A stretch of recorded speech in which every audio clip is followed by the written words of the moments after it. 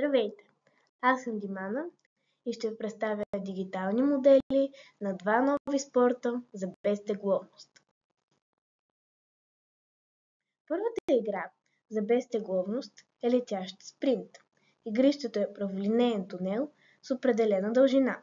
Състезателите стартират един след друг, като победител е този, който се придвижи от старта до финала за най-кратко време.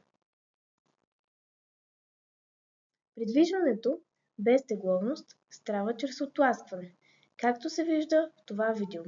За тази цел има дръжки. Като набере скорост, състезателя ще продължи праволинейно до достигане на препятствие. Затова е предвидена въздушна възглавница за безопасно спиране.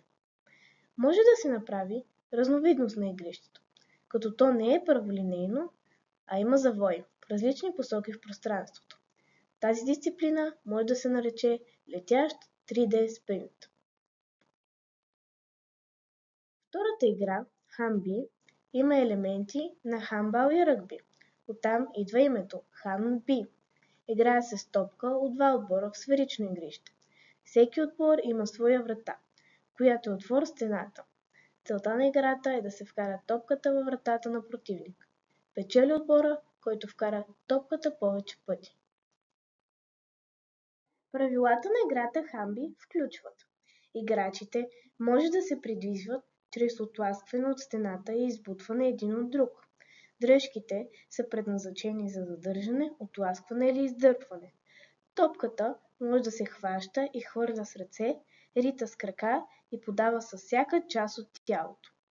Не се позволяват удари с крака или ръце в тялото на противников играч. Не се позволява задържането на противников играч.